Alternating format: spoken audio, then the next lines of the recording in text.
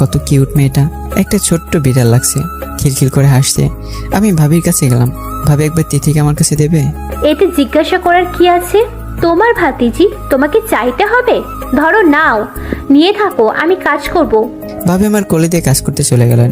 মেয়েটা আমার কোলে আজ প্রথমবার এলো, দেখি যেন কলেজে ঠান্ডা হয়ে গেল। তবে কে জানতো আজকে তিথিকে কোলে নেওয়াটাই আমার জীবনে ঝড় নিয়ে আসবে। তিথিকে কোলে নিয়ে কিছুক্ষণ হাঁটলাম, একটুবার বাড়িতে ঢুকতে গিয়ে হঠাৎ পা পিছলে পড়ে গেলাম। পড়ার আগে যাতে তিথিকে কোনো হোঁচট না লাগে, তাই কোনো রকমে তাকে বুকে নিয়ে উল্টো হয়ে পড়লাম। মাথায় অনেক আঘাত পেলাম, মাথা ফেটে রক্ত বেরোতে লাগলো। এমন সময় আবার ভাইয়ার বাবা বাড়িতে আসলো। তিথিকে চুপ করানো যাচ্ছে না, ভাইয়ের কাছে এসে তিথিকে নিয়ে নিল। আমার মাথা দিয়ে রক্ত বেরোয় পড়ছে, সেদিকে খেয়াল না করে ভাই আমাকে মারতে থাকলো। অনবরত লাথি মেরেই যাচ্ছে, একটু পর একটা লাঠি দিয়ে মারা শুরু করলো। ভাবি এসে ভাইকে থামানোর চেষ্টা করছে, মার বাবা দাঁড়িয়ে দেখছে, কিছুই বলছে না। মার খেয়ে আমার শরীরে অনেক জায়গায় ফেটে রক্ত বেরোচ্ছে। ভাইয়া মারতে মারতে অনেকক্ষণ মারার পর থামলো, মাথা দিয়ে এখনো রক্ত বেরোচ্ছে। হঠাৎ বাবা এসে চর মারতে থাকলেন, প্রায় 15-20টা চর মেরেছে। কুলাঙ্গার, শয়তান, কপাল পোড়া, জন্মের সময় পোড়া কপাল নিয়ে জন্মেছিস, জন্মের পর নিজের দাদিকে খেয়ে ফেললি, আর আজ আবার নিজের ভাতিজিকে মারার চিন্তা করছিস, আর তোর গায়ের চামড়া তুলে নিব। মা তখনও দাঁড়িয়ে থেকে দেখছে, এদিকে ভাবি আটকানোর চেষ্টাই করছে। বাবা, ওকে ছেড়ে দিন, ওর কোনো দোষ নেই। তিথিকে বাঁচাতে গিয়ে ও নিজের মাথা ফাটিয়ে দিয়েছে।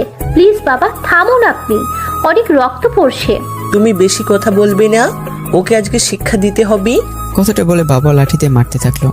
আমি নিচে পড়ে আছি, শরীরে কোনো শক্তি নেই, ব্যথায় উঠতে পারছি না। আজ তুই এ বাড়ি থেকে বেরিয়ে যাবি, তোর পোড়া মুখ আমাকে দেখাবি না, চলে যা। আর যদি কোনোদিন তোর মুখ দেখি, তোকে মেরে ফেলবো। মা শুনেও চুপ করে আছে। ভাবি চোখে পানি দেখতে পাচ্ছি, কিন্তু মায়ের চোখে চিন্তার কোনো চাপই নেই।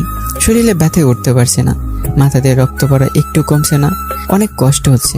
মনে মনে চিন্তা করলাম, আজকে আমি চলে যাব, আর কোনোদিন ফিরবো না এদের মাঝে। আর দেখা মনে দেখে পোড়া মুখ, অনেক কষ্টে উঠে দাঁড়ালাম। শরীরও সাথ দিচ্ছে না, জোর করে উঠলাম, বাড়ি থেকে বের হয়ে যাচ্ছি। ভাবি বারবার বাবাকে বলেছে যে আমাকে যেন যেতে না দেয়, যে আমার কোনো দোষ নেই। মা চুপচাপ দাঁড়িয়ে আছে, তার এই নীরবতা আমাকে শেষ করে দিচ্ছে। পরক্ষণে আবার বাড়িতে গেলাম, বাবার ভাইয়ের আগে কটমট করছে, কিন্তু কিছুই বলছে না। আমি কষ্ট করে রুমে গিয়ে নিজের সার্টিফিকেটগুলো নিয়ে নিলাম। হয়তো আঘাত পেয়েছি, তবে বিবেক শেষ হয়নি। আমি জানি সার্টিফিকেট ছাড়া আমি চাকরি করতে পারবো না। এইগুলো নিয়ে বেরিয়ে আসলাম। কোথায় যাব আমি? ঈদের দিন তো গাড়ি ঘোড়াও চলবে না। আমি কি শাকিলের কাছে সাহায্য চাইবো? যেই দেখি, এই কথা ভেবে শাকিলকে ফোন দিলাম।